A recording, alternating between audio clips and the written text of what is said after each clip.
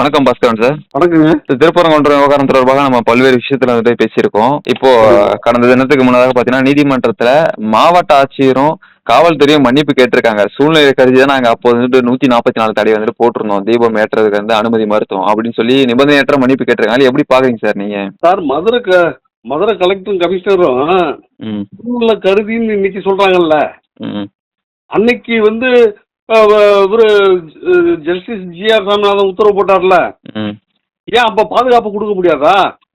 இன்னைக்கு ஒரு அரசியல் மாநாடு இருக்குன்னா அதுக்கு போய் 5 லட்சம் பேர் வந்தாலும் பாதுகாப்பு கொடுக்குறாங்களே சார். எவ்வளவு பேர் சார் மலை ஏறினாங்க? உங்களால கொடுக்க முடியல. செய்யறதெல்லாம் செஞ்சுட்டு இன்னைக்கு வந்து நிபந்தனையற்ற மன்னிப்பு அப்படின்னாக்கா அது எப்படி நீதிமன்றம் ஏத்துக்கணும்? அப்புறம் எதுக்கு நீதிமன்றம் இருக்கு? இந்த விஷயத்துல அரசு அதிகாரிகள் மட்டும் மன்னிப்பு கேட்டா போதுமா சார்? அரசு அதிகாரிகள் மட்டும் எப்படி மன்னிப்பு கேட்கறது? கவர்மெண்ட் மன்னிப்பு கேட்கணும்ல நீதிமன்றத்துல. மன்னிப்பு கேட்டா மட்டும் எப்படி சார் ஏத்துக்க முடியும்? சார், இப்ப உதாரணத்துக்கு ஒரு அரசு அதிகாரி இருக்காரு, லஞ்சம் வாங்கிடுறாரு, மாட்டிக்கிறாரு. ஏன்னா நிபந்தனையற்ற மன்னிப்பு கொடுங்கன்னாக்க விட்டுருவாங்களா?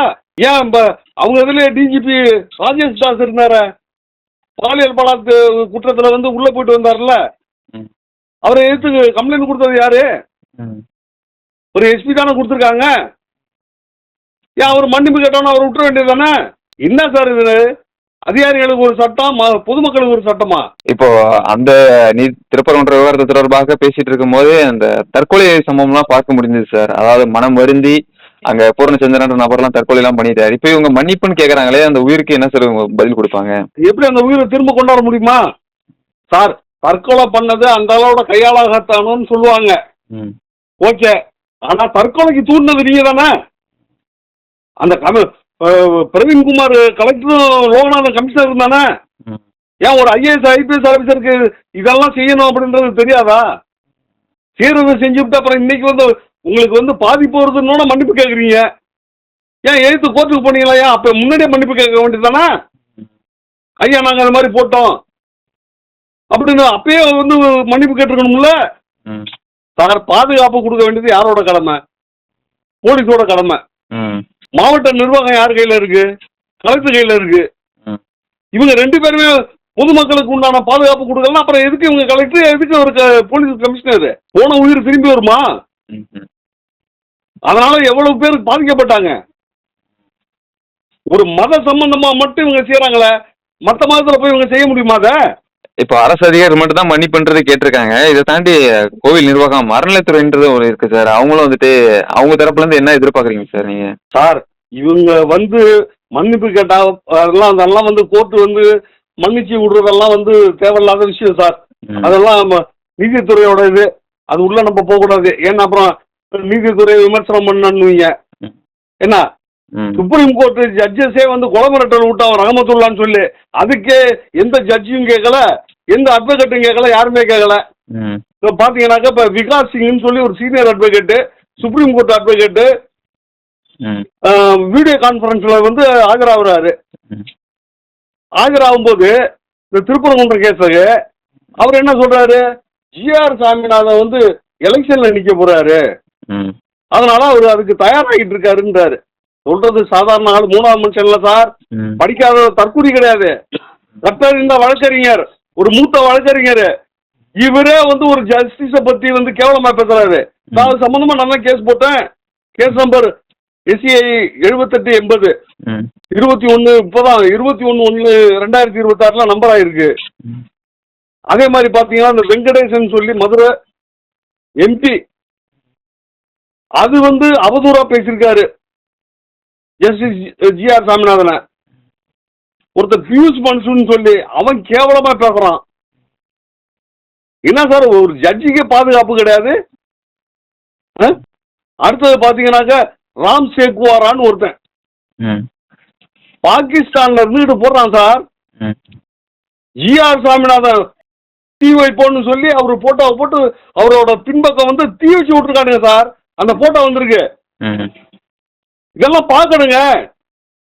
ஜட்ஜஸ் எல்லாம் பாருங்க, பார்த்து என்ன செய்யணுமோ அதை நடவடிக்கை எடுக்குங்க.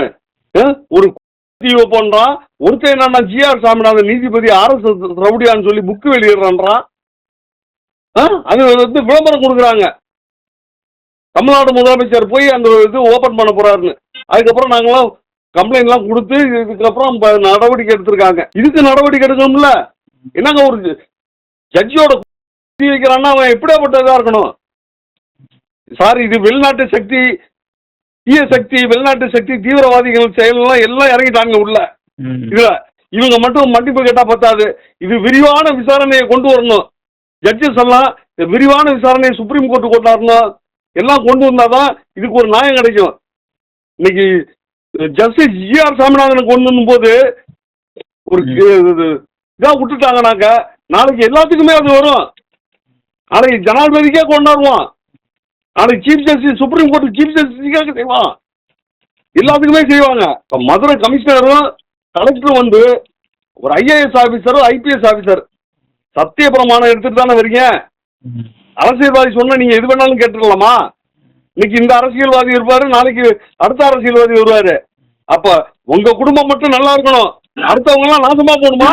இதுக்கு சத்திய பிரமாணம் எடுக்கிறீங்க. என்ன ஒரு ஐஏஎஸ் ஐபிஎஸ் படிச்ச ஆஃபீஸருக்கு இதெல்லாம் தெரியாதா? இப்போ தொடர்ச்சியா நம்ம கிட்ட வந்துட்டு நீங்க தகவல் வந்து பகிர்ந்து வந்துட்டு இருக்கீங்க. உங்களுக்கு பாதுகாப்புன்றது எப்படி சார் இருக்கு? சார் எனக்கு பாதுகாப்பு இல்லாத சூழ்நிலையில இருக்கேன் சார். ஏற்கனவே தீவிரவாதிகளுக்கு ஆதரவா என்னோட பேட்டி வந்து பேப்பர்ல வந்துருச்சுன்னு சொல்லி அதுக்கு கம்ப்ளைண்ட் கொடுத்துருங்க. யாரும் போலீஸ் நடவடிக்கை எடுக்கல. என்ன வந்து 2 வருஷத்துக்கு முன்னாடி இப்ப இருக்க முகத்தை வந்து அடையாளம் காட்டு விதமா தீவிரவாதிகளுக்கு போட்டோ எடுத்து அனுப்புறாங்க. ஒரு பொம்பளை புள்ள சின்ன பசங்களை வச்சுட்டு போட்டோ எடுத்து அனுப்புது சார். அதுக்கு நான் கம்ப்ளைண்ட் கொடுத்துருக்கேன். இதுவரையில எந்த நடவடிக்கை எடுக்கல. இதே நான் ஒரு பொம்பளை பிள்ளைய போட்டோ எடுத்திருந்தேன்னா 70 வயது முதியவர் 25 வயது இளம்பெண்ணுக்கு பாலியல் தொல்லைன்னு சொல்லி என் போட்டோவை டிவியில போட்டிருப்பாங்க. என்ன சார் நடக்குதுங்க? இப்போ பார்த்தீங்கன்னாக்க 10ஆம் தேதி நைட்டு 11ஆம் தேதி காலையில் பார்க்குறேன் என் பெட்டில் வந்து ஒரு கொல்லிக்கட்டையை கொண்டாந்து சொல்லி வச்சிருக்காங்க. நான் இடம் மாற்றி படுத்ததுனால தப்பிச்சேன். இது சம்பந்தமாக வந்து 11ஆம் தேதி அன்னைக்கே இமெயிலில் Trichy SP செல்வநாகரத்தினத்துக்கும் Jiyapuram police ஸ்டேஷனுக்கும் இமெயிலில் petition கொடுத்தேன். அந்த இமெயில் காப்பியை வச்சு ரிஜிஸ்டர் போஸ்ட் ஸ்பீடு போஸ்ட் பண்ணியிருக்கேன். இதுவரையிலும் எனக்கு சிஎஸ்ஆரும் கொடுக்கல, எந்த நடவடிக்கை எடுக்கல. எவன் செத்தா இவங்களுக்கு என்னன்னு இருக்காங்க. இப்போ போலீஸே வந்து கண்டு காணாமல் இருக்குது சார். ஏன்னா போலீஸை எடுத்து நான் ஒரு சில அதிகாரிகளை எடுத்து பேசுகிறேன் அப்படின்றதுனால என் உயிருக்கு ஆபத்துனா அது முழுக்க காவல்துறையால தான்.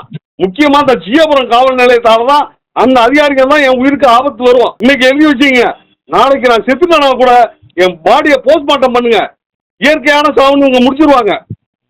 பாதுகாப்பு இல்லாத சூழ்நிலையில தான் நான் வாழ்ந்துகிட்டு இருக்கேன். தகவல் கொடுத்தமைக்கு நன்றிங்க சார். ஜெய் ஹிந்த் சார், ஜெய் பாரத்.